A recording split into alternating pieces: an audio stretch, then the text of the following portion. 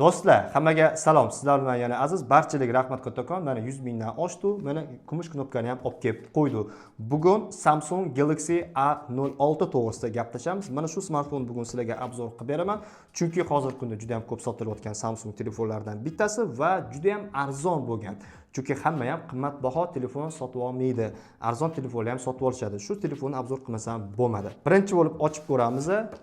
Xo'p, telefonni o'zi chetroq qo'yib qo'yamiz va korobkasini o'zidan nima chiqar ekan? Qani galovka Samsung? Nimaga galovka tiqishmagan? Faqat Type-C kabel o'zini tiqishgan. Chunki arzon smartfonni bekor sotib olmayapti. Sotib olmoqchi bo'lgan inson, chunki hamma narsa ichidan chiqish kerak. Galovkasi ham, kabeli ham o'zidan chiqish kerak, chunki ortiqcha rasxod qilgisi kelmayapti. Chunki bekor arzon telefon sotib olmayapti. Hatto bir galovka tiqib borsa bo'lardi. Adashmasam, bundan oldingi A seriyalarida galovka chiqardi. A4dami, A03dami chiqardi. Bunda lekin galovka chiqmadi. Unga alohida bitta galovka sotib olishingizga to'g'ri kelar ekan. Bundan oldingi men obzor qilganimda Redmi A5 qilganimda u $90 telefon edi, lekin uning ichidan galovka ham, kabel ham chiqdi, lekin Samsung ichida galovka tiqishmabdi. Sotib olmoqchi bo'lgan inson ortiqcha xarajat qilgisi kelmaydi-da, mayli. Xo'p, telefon o'zini ochamiz. Bu yoqdanmi, u yoqdanmi? Xo'p. Bunaqasi olar ekan. Mana telefonning o'zini ko'rinishi. Xo'p, ustida hech qanaqa salafan yo'q, laminatsiyalar yo'q. Qup-quruq telefonning o'zi, hech qanaqa zashita ham chiqqani yo'q, chexollari ham chiqqani yo'q. Faqat korobkasidan o'zingizlar ko'rdinglar. Type-C kabeli chiqdi, bo'ldi. Telefon og'irroq, qanaqadir qo'limga shunaqa tuyulyapti.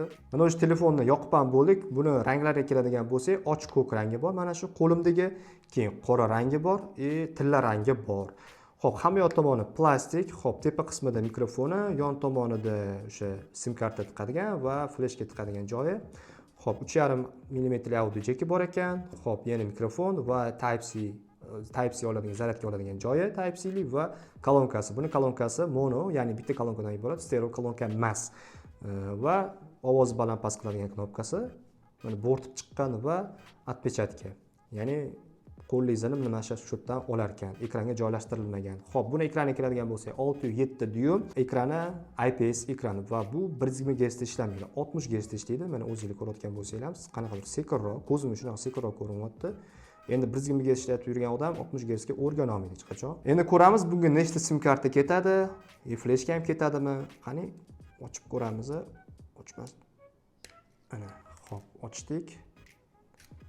Xo'p, o'sha aytganimdek, bitta fleshga ketadi, bunga micro SD flesh ketadi, ikkita sim karta ketar ekan, bo'ldi. Xo'p, buni o'zi xotirasiga keladigan bo'lsa, 4 ga 64 talisi bor va 4 ga 128 talisi bor, bo'ldi. Buni 6 ga 64, 6 ga 128 yoki 6 ga 512 talisi yo'q. Buni faqatgina ikki xili bor, ya'ni 4 ga 64 va 4 ga 128 bor, bo'ldi. Ekran ramkalariga keladigan bo'lsa, ekran ramkalari juda ham katta, past qismi ham, tepa qismlari ham mana ko'rayotgan bo'lsanglar, Ashti ko'zga tashlanib turibdi. Juda ham ekran ramkalari katta. Endi budjetli smartfondan ko'p narsa kutish kerak emas. Boya aytganimdek, IPS ekran dedim-ku, yon tomondan qaraganda sal ekrani xiraroq ko'rinyapti, lekin to'g'ridan qaraganingizda lekin yaxshi ko'rinyapti, yomon emas.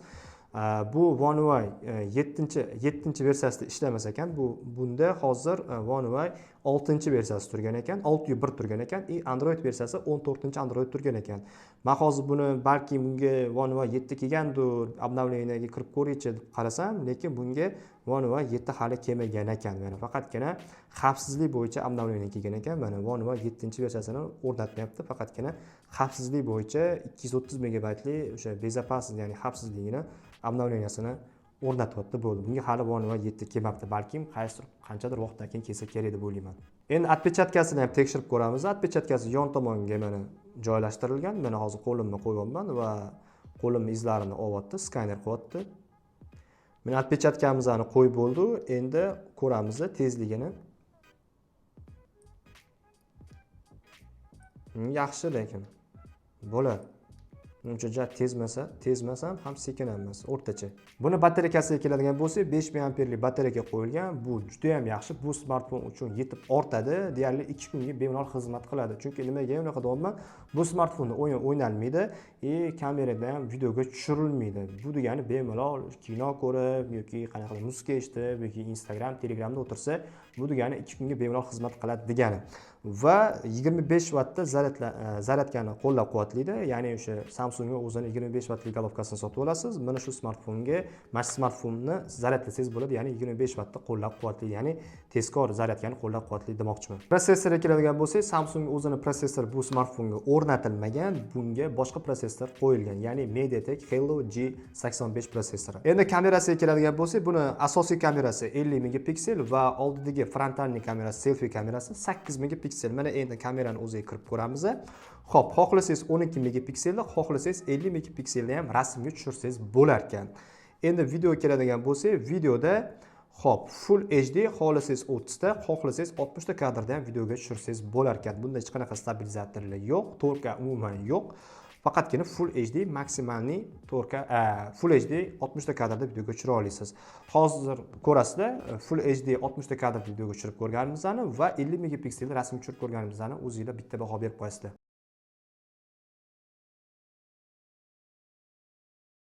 Mana hozirgi video Galaxy A06 da videoga tushirilyapti. Mana shu studiyada, o'zimning studiyamda Full HD 60 ta kadrda videoga tushirilyapti. Ovoz yozishlariga va videoni sifatiga bitta baho berib qo'yinglar. Bu smartfon kimlar uchun? Hozir aytishingiz mumkin, sun'iy intellekti yo'q ekan deb. To'g'ri, sun'iy intellekti yo'q, 5G ni qo'llab-quvvatlamaydi, lekin ikkita sim karta fleshga ham o'qiydi.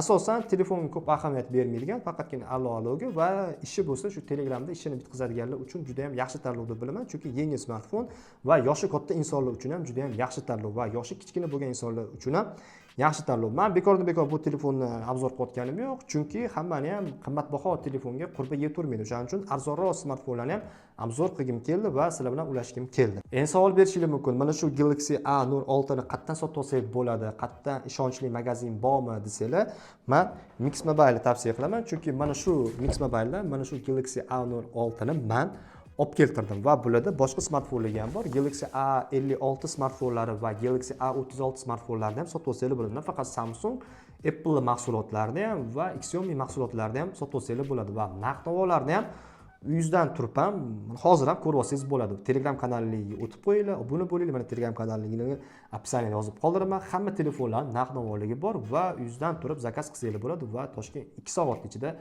bepulga dastlabki qilib berishadi. Mana sizlarga maksimal darajada shu smartfonni obzor qilib berishga harakat qildim. Galaxy A06 smartfonni Samsung telefonlarining ichida eng arzon smartfon hozirgi kunda shu Galaxy A06 bo'ladi va narxi esa $115. Bu telefon o'sha kimlar uchun deb boya ham aytdim, ya'ni o'sha yoshi katta insonlar va yoshi kichkina bolachalar uchun juda ham zo'r tanlov deb bilaman. Batareykasi deyarli 2 kunga xizmat qiladi. Yoshi katta insonlar har bir zaryadga qo'yishni yoqtirmaydi. Bir marta zaryadga qo'yishadi, 2 kun 3 kunlab ular ishlatishni xohlashadi. O'shalar uchun juda ham zo'r tanlov deb bilaman. Shu smartfon brendi hisobiga qimmatroq Redmi ga qaraganda, chunki men ikkita 3 ta oldingi obzorimda Redmi A500 obzorini qildim. Narxi esa uni $90 edi. Ya'ni qancha farq o'ynayapti? Shunda $25 bu qimmatroq. Brendi hisobiga, Samsung brendiga hisobiga bu qimmatroq. Lekin uni xarakteristikasi bilan buni xarakteristikasi deyarli bir xil, faqatgina uni ekrani 120 Hz edi.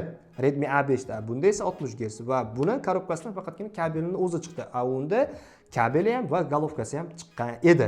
Brend hisobiga Samsung yaxshiroq va 2-3 yil bemalol xizmat qiladi va Samsung ishlatuvchilar yangi Samsung alishtirmoqchi bo'lsa, ya'ni yana budjetli smartfon olmoqchi bo'lsa, mana shu Galaxy A06 ni bemalol maslahat bera olaman. Lekin o'zimning tajribamdan kelib chiqib aytaman, telefon lekin sekinroq va qotibroq ishlayotganga ko'rindi meni ko'zimga.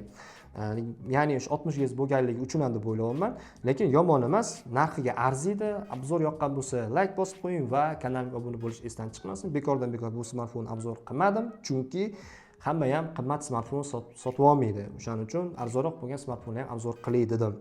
Shunaqa va kanalimga obuna bo'lish esdan chiqmasin. Keyingi rolikgacha sizlar bilan yana aziz bo'ladi.